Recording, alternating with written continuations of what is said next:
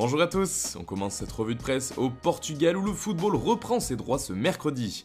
En effet, la Liga NOS, le championnat lusitanien, repart ce soir avec deux rencontres. Portimonense accueille Gil Vicente à 20h et Famalicão devra réceptionner le FC Porto, leader au classement.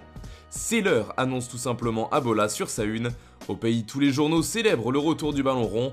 Pour Ojogo, c'est carrément un retour à la vie. 86 jours plus tard, la Liga retourne sur le terrain, ajoute le journal, qui a visiblement trouvé le temps long sans foot. On part maintenant en France où Mediapro, le diffuseur de la Ligue 1, a annoncé hier un partenariat inattendu avec TF1 et Téléfoot. De quoi se faire une image de marque d'après l'équipe. A noter que ce seront Grégoire Margoton et Bichente Lizarazu qui commenteront les grosses affiches de notre championnat. L'autre information en une de l'édition de l'équipe, c'est le décès du président historique de la JOCR, Jean-Claude Hamel, à l'âge de 90 ans. Lui qui a notamment remporté 4 Coupes de France en compagnie de Giroud lorsqu'il était à la tête du club pendant 46 ans. Enfin, info transfert, comme le rapporte le Progrès, l'Olympique lyonnais a levé l'option d'achat de Karl Toko et Cambi. L'international camerounais s'est engagé pour 4 saisons avec les Gaunes. Du côté de l'Angleterre, on parle de nouveau du mouvement contre le racisme Black Lives Matter, qu'ont soutenu de nombreux joueurs de Premier League. C'est le cas notamment de DeAndre Yedlin, joueur de Newcastle. De nationalité américaine, il est forcément touché par les événements qui se déroulent dans son pays. Il s'est d'ailleurs expliqué à ce sujet, comme le rapporte le Daily Mirror. Il a avoué que sa famille aurait peur pour sa vie en tant que jeune homme noir s'il vivait aux États-Unis en ce moment. Des mots qui font les gros titres de tous les tabloïds ce mercredi à l'instar du Daily Express. Tu ne serais pas en sécurité ici, titre le quotidien anglais, faisant référence aux mots du grand-père de Yedlin.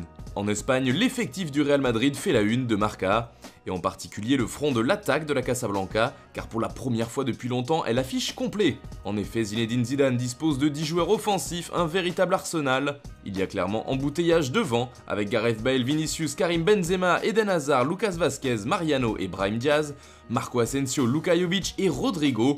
Zizou va devoir faire des choix. Et d'après le journal ibérique, un trio partira avec un avantage dans la tête de l'entraîneur, il s'agit de Benzema, Hazard et Asensio.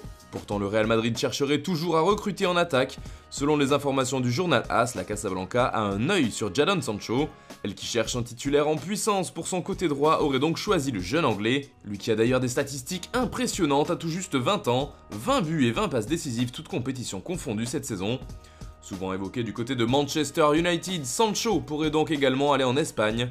En tout cas, le Real Madrid a décidé d'entrer dans la danse. D'ailleurs, dans les colonnes du Manchester Evening News, on apprend que les Red Devils auraient trouvé une alternative en cas d'échec de la piste Jadon Sancho.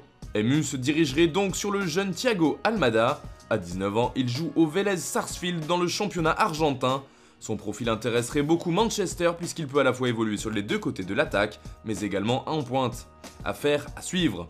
Enfin, on termine ce tour de la presse par la Catalogne. Le Barça aurait trouvé un accord avec Lautaro Martinez selon Sport.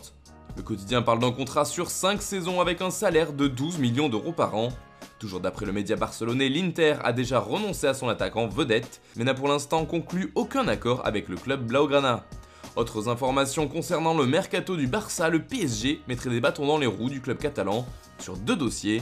D'abord sur le transfert de Neymar en demandant des conditions qui rendent l'opération impossible, ensuite sur le cas Miralem Pjanic en faisant grimper les enchères avec la Juve. Même si pour l'instant le milieu bosnien qui a un accord avec Barcelone résiste aux propositions parisiennes.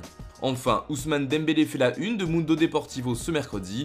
Selon le journal catalan, le Français qui a toujours refusé de quitter Barcelone aurait cette fois changé d'avis. En effet, le projet de la Juventus l'intéresserait et ne le laisserait pas insensible. Dembélé envisagerait donc de rejoindre l'équipe turinoise, en tout cas il ne ferme pas la porte. Voilà, c'est tout pour ce matin, bonne journée à tous, on se retrouve dès demain pour une nouvelle revue de presse sur Foot Mercato.